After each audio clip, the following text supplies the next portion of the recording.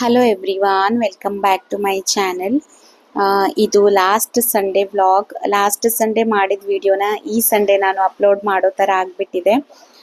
Edit ಮಾಡಿ voice over ಕೊಡಲಿಕ್ಕೆ ಟೈಮೇ ಸಿಗ್ತಾ ಇಲ್ಲ. ಹಾಗಾಗಿ ಸೊ ಸಂಡೇ ನಾನು ಮಕ್ಕಳಿಗೋಸ್ಕರ ಪ್ಯಾನ್ ಕೇಕ್ ಮಾಡಿದೆ. ಈ ಪ್ಯಾನ್ ಕೇಕ್ಗೆ ನಾನು ರಾಗಿ ಹಿಟ್ಟು 1-2 ಕಪ್ ಆಗುವಷ್ಟು, ಹಾಗೆ ಗೋಧಿ ಹಿಟ್ಟು ಮತ್ತು ಬಾಳೆಹಣ್ಣು, ಹಾಗೆ ಬೆಲ್ಲ ಮತ್ತು ಸ್ವಲ್ಪ ವೆನಿಲಾ ಎಸೆನ್ಸ್ನ ಹಾಕ್ಕೊಂಡು ಅದನ್ನು ಈ ಥರ ಮಿಕ್ಸಿಯಲ್ಲಿ ಗ್ರೈಂಡ್ ಮಾಡ್ಕೊಳ್ತೀನಿ. ಈ ಪ್ಯಾನ್ ಕೇಕ್ಗೆ ನಾನು ಗೋಧಿ ಹಿಟ್ಟಿಗಿಂತ ಜಾಸ್ತಿ ರಾಗಿ ಹಿಟ್ಟನ್ನು ಯೂಸ್ ಮಾಡ್ತೀನಿ. ಅದರ ಕಲರ್ ಕೂಡ ಬ್ರೌನ್ ಆಗಿ ಬರೋದ್ರಿಂದ ಮಕ್ಕಳಿಗೆ ಚಾಕ್ಲೇಟ್ ಪ್ಯಾನ್ ಕೇಕ್ ಅಂತ ಹೇಳಿ ತಿನ್ನಿಸ್ತೀನಿ. ಸೊ ಅದು ಹೆಲ್ದಿ ಕೂಡ ಆಗಿರುತ್ತೆ ಮತ್ತು ಟೇಸ್ಟ್ ಕೂಡ ತುಂಬಾ ಚೆನ್ನಾಗಿರುತ್ತೆ. ನಿಮ್ಮನೇಲೂ ಕೂಡ ಮಕ್ಕಳಿದ್ರೆ ನೀವು ಕ್ವಿಕ್ ಆಗಿ ಈ ರೆಸಿಪಿನ ಅವರ ಲಂಚ್ ಬಾಕ್ಸ್ಗೂ ಕೂಡ ಮಾಡಿಬಿಟ್ಟು ಕೊಡ್ಬೋದು. ಈಸಿ ಕೂಡ ಆಗಿದೆ ಮತ್ತು ತುಂಬ ಅಂದರೆ ತುಂಬಾ ಹೆಲ್ದಿ. ಇದರಲ್ಲಿ ಬೆಲ್ಲ ಮತ್ತು ಎಲ್ಲ ಹಾಕಿರೋದ್ರಿಂದ ಒಂದು ವೇಳೆ ಜೋನಿ ಬೆಲ್ಲ ಇದೆ ಅಂತ ಹೇಳಿದರೆ ಅದನ್ನು ಹಾಕಿದರೆ ಕಲರ್ ಅನ್ನೋದು ಇನ್ನೂ ಚೆನ್ನಾಗಿ ಬರುತ್ತೆ. ನೋಡ್ತಾ ಇರ್ಬೋದು ನೀವು, ನಾನು ಜಾಸ್ತಿ ರಾಗಿ ಹಿಟ್ಟನ್ನು ಹಾಕಿದ್ದೀನಿ, ಹಾಗಾಗಿ ಅದರ ಕಲರ್ ಸ್ವಲ್ಪ ಬ್ರೌನ್ ಆಗಿ ಬಂದಿದೆ.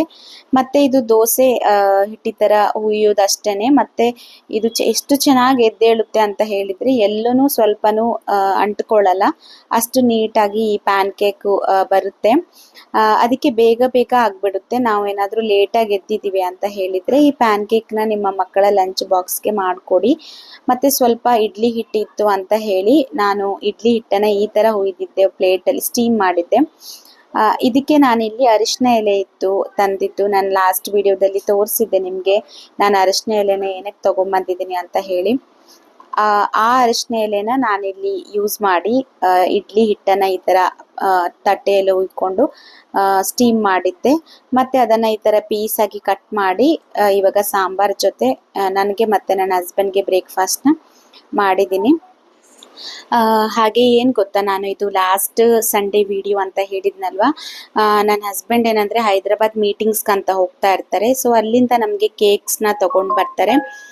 ಏನಕ್ಕೆ ಅಂದರೆ ನಮಗೆ ಈ ಥರ ಕೇಕ್ಸ್ ಇಲ್ಲಿ ಸಿಗಲ್ಲ. ನಮಗೆ ಬ್ರೆಡ್ ಕೇಕ್ ಟೈಪ್ ಇರುತ್ತಲ್ವ ಅದು ಸಿಗಲ್ಲ. ನಾರ್ಮಲ್ ಪೇಸ್ಟ್ರೀಸ್ ನಮಗೆ ಸಿಗುತ್ತೆ. ನಮಗೆ ಆ ಕಡೆ ಸಿಗೋ ಕೇಕ್ಸ್ ಟೇಸ್ಟ್ ಅನ್ನೋದು ತುಂಬಾ ಚೆನ್ನಾಗಿರುತ್ತೆ. ನಮಗೆ ಬ್ಯಾಂಗ್ಳೂರ್ ಬೇಕ್ರಿ ಆಗಿರ್ಬೋದು, ಈ ಥರ ನಮ್ಮ ಸೈಡಲ್ಲಿ ಸಿಗುವಂಥ ಕೇಕು, ಈ ಥರ ಬ್ರೆಡ್ ಕೇಕ್ ಅಂದರೆ ನಮಗೆ ತುಂಬಾ ಇಷ್ಟ, ಮಕ್ಕಳಿಗೂ ಕೂಡ ಇಷ್ಟ. ಹಾಗೆ ಇಲ್ಲಿ ಸಿಗದೆ ಇರುವಂಥ ಐಟಮ್ಸ್ನ ಅಲ್ಲಿಂದ ಬರುವಾಗ ತೊಗೊಂಡು ಬರ್ತಾ ಇರ್ತಾರೆ. ಇದು ರೋಲ್ ಕೇಕ್ ಯಾರಿಗೆಲ್ಲ ಇಷ್ಟ ಅಂತ ಎಲ್ಲ ಹೇಳಿ, ನನಗಂತೂ ತುಂಬಾ ಇಷ್ಟ ಇದು ರೋಲ್ ಕೇಕ್ ಅಂದರೆ. ಇದರಲ್ಲಿ 2 ಟೈಪ್ಸ್, ವೆನಿಲಾ ಫ್ಲೇವರ್ ಮತ್ತು ಚಾಕ್ಲೇಟ್ ಫ್ಲೇವರ್ ತಂದಿದ್ರು. ಹಾಗೆ ದಿಲ್ ಪಸಂದ್ ಅನ್ನೋದು ಇಲ್ಲಿ ಯಾರಿಗೂ ಗೊತ್ತೇ ಇಲ್ಲ. ಸೊ ಇದನ್ನು ನಾನು ತಗೊಂಡು ಹೋಗಿದ್ದಕ್ಕೆ ಅದು ಫಸ್ಟ್ ಟೈಮ್ ತಿಂದಿದ್ದಂತ ಹೇಳ್ತಾ ಇದ್ರೆ ಎಲ್ಲರೂ. ಹಾಗೆ ಅದರ ಜೊತೆಗೆ ಕ್ರೀಮ್ ಬನ್ ಇದೆ. ಕ್ರೀಮ್ ಬನ್ ಕೂಡ ನಮಗೆ ಇಲ್ಲಿ ಸಿಗಲ್ಲ. ಹಾಗೆ ಈ ಥರ ಮಿಕ್ಸ್ಚರ್ ಇದು ಕೂಡ ನಮಗೆ ಇಲ್ಲಿ ಸಿಗಲ್ಲ. ಹಾಗೆ ಅದನ್ನೆಲ್ಲ ತಂದಿದ್ರು, ಅದನ್ನೆಲ್ಲ ಎತ್ತಿಟ್ಬಿಟ್ಟು ಇವಾಗ ನಂದು ನಾರ್ಮಲ್ ಆಗಿ ನಾನು ಯಾವಾಗಲೂ ಹೇರ್ ಕೇರ್ನ ಏನು ಮಾಡ್ಕೊಳ್ತೀನಿ ಅದನ್ನು ನಾನು ಮಾಡ್ತಾ ಇದ್ದೀನಿ. ನನಗೆ ಲೆಂತಿ ಹೇರ್ಗಿಂತ ಹೆಲ್ದಿ ಹೇರ್ ಅನ್ನಂದರೆ ತುಂಬಾ ಇಷ್ಟ. ಹಾಗಾಗಿ ನಾನಿವಾಗ ಕಂಪಲ್ಸರಿಯಾಗಿ ಒಂದು 3 ಮಂತ್ಸಿಂದ ಇದೇ ಹೇರ್ ಕೇರ್ ರೊಟೀನ್ನ ನಾನು ಫಾಲೋ ಮಾಡ್ತಾ ಇದ್ದೀನಿ. ಅದರ ಡೀಟೇಲ್ ವಿಡಿಯೋ ನಾನು ಅಪ್ಲೋಡ್ ಮಾಡ್ತೀನಿ, ಯಾವ ರೀತಿಯಾಗಿ ನಾನು ಫಾಲೋ ಮಾಡ್ತಾ ಇದ್ದೀನಿ, ಹಾಗೆ ಅದರ ರಿಸಲ್ಟ್ ಹೇಗಿದೆ ಅಂತ ಹೇಳಿ. ನಾನು ಯಾವುದೇ ಆಗಿರ್ಬೋದು ನನ್ನ ಮೇಲೆ ಫಸ್ಟು ಪ್ರಯೋಗ ಮಾಡಿ, ಸೊ ಅದು ಚೆನ್ನಾಗಿ ವರ್ಕ್ ಆಗಿದ್ರೆ ಅದನ್ನು ನಾನು ಶೇರ್ ಮಾಡ್ಕೊಳ್ಳಿಕ್ಕೆ ಇಷ್ಟಪಡ್ತೀನಿ. ಹಾಗೆ ನಾನಿವಾಗ ಇಲ್ಲಿ ಹರಳೆಣ್ಣೆ, ಹಾಗೆ ಕೊಬ್ಬರಿ ಎಣ್ಣೆ ಮತ್ತು ವಿಟಮಿನ್ ಇ ಕ್ಯಾಪ್ಸೂಲ್ ಏನಿದೆ ಅಲ್ಲ ಅದನ್ನು ಆ್ಯಡ್ ಮಾಡಿಕೊಂಡು ಈ ಥರ ನೀಟಾಗಿ ಇದನ್ನು ಮಿಕ್ಸ್ ಮಾಡ್ಕೊಳ್ತಾ ಇದ್ದೀನಿ. ಮಿಕ್ಸ್ ಮಾಡಿದ ಮೇಲೆ ಇದನ್ನು ನಾನು ಕಾಟನಿಂದ ತಲೆಗೆ ಅಪ್ಲೈ ಮಾಡ್ಕೊಳ್ತೀನಿ. ನಮ್ಮ ತಲೆ ಕೂದಲಿನ ಬುಡ ಏನಿದೆ ಅದಕ್ಕೆ ನಾವು ನೀಟಾಗಿ ಅಪ್ಲೈ ಮಾಡ್ಕೊಳ್ಬೇಕಂದ್ರೆ ಈ ಥರ ಕಾಟನ್ನ ಯೂಸ್ ಮಾಡಿದ್ರೆ ಚೆನ್ನಾಗಿ ಅಪ್ಲೈ ಆಗುತ್ತೆ.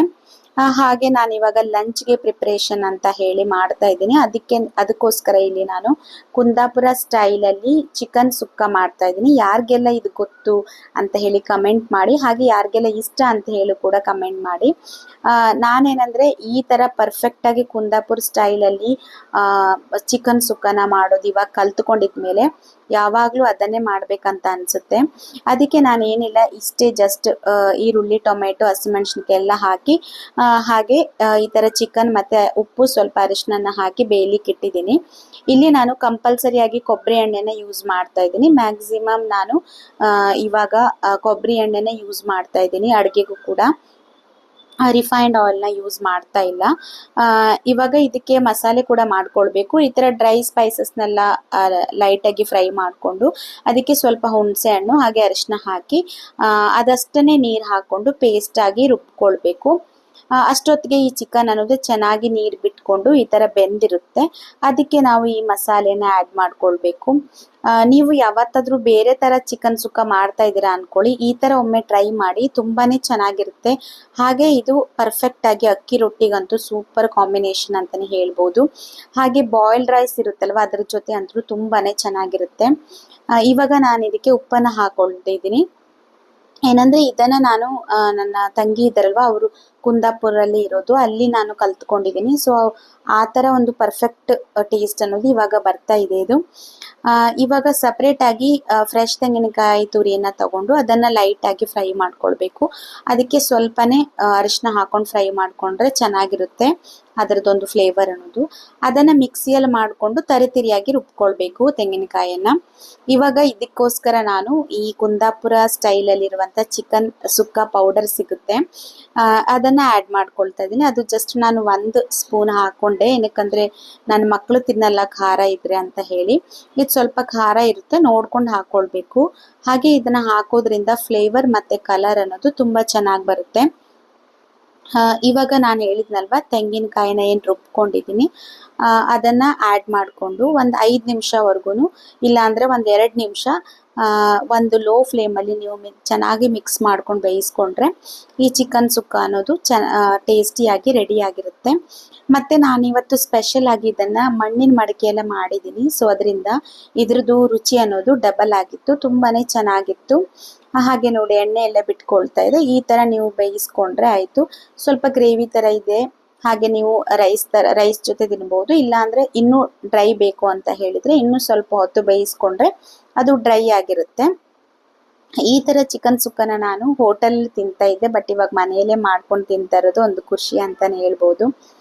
ಹಾಗೆ ಈವ್ನಿಂಗ್ ನಾನು ಕ್ರಾಕರಿ ಶಾಪ್ಗೆ ಹೋಗಿದ್ದೆ. ಹಾಗೆ ಸುಮ್ಮನೆ ನಾನು ವಿಡಿಯೋನ ತಗೊಂಡೆ, ಚೆನ್ನಾಗಿತ್ತು ಅಂತ ಹೇಳಿ.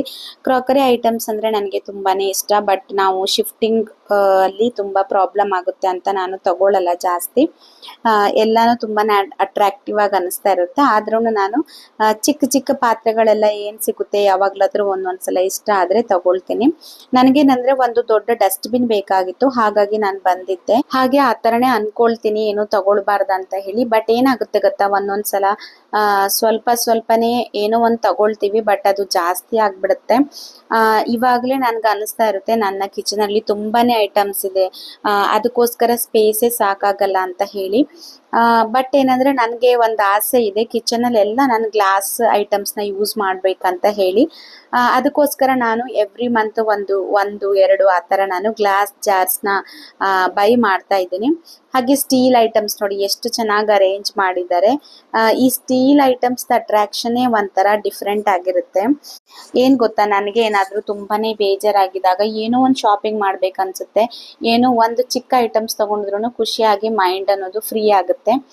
ನಿಮ್ಗೆ ಯಾರಿಗೆಲ್ಲ ಹಾಗನ್ಸುತ್ತೆ ಅಂತ ಹೇಳಿ ಕಮೆಂಟ್ ಮಾಡಿ. ಈ ಥರ ಇತ್ತು ನೋಡಿ ನಮ್ಮ ಲಾಸ್ಟ್ ಸಂಡೇ. ಈ ಥರ ಬೆಳಿಗ್ಗೆ ಮನೆ ಕೆಲಸ ಹಾಗೆ ಈವ್ನಿಂಗು ಸ್ಮಾಲ್ ಶಾಪಿಂಗ್ ಮಾಡಿ ಕಂಪ್ಲೀಟ್ ಆಯಿತು.